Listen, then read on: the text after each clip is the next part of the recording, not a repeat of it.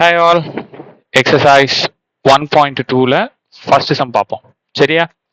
A, B கொடுத்துட்டாங்க. Which of the following are relation from A to B அப்படின்னு கேக்குறாங்க. அப்போ first நான் என்ன பண்ணணும் அப்படின்னா ஏவையும் பியையும் மல்டிப்ளை பண்ணணும். சரியா? எப்படி பண்ணலாம்? ஃபர்ஸ்ட் 1 இருக்கு.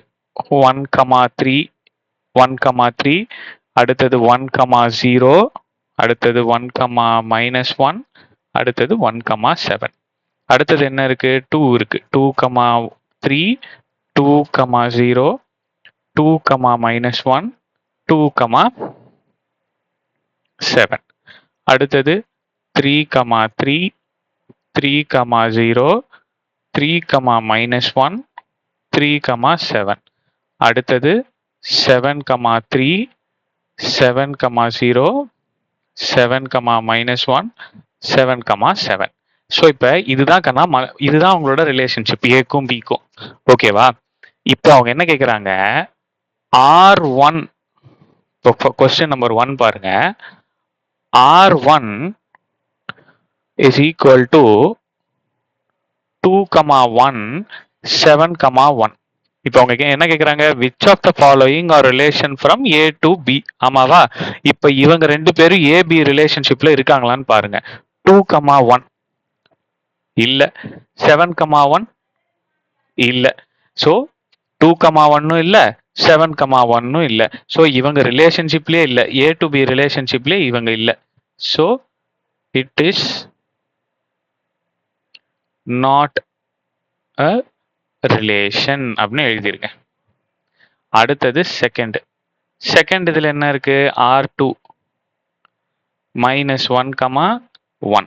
ஸோ -1,1 இருக்கா? 1,-1 தான் இருக்கு. -1,1 கிடையாது. ஸோ இதுவும் it is not in a relationship. It is not a relation. அவ்வளவுதான். தேர்ட் என்னது? R3 2,-1 7,7 1,3.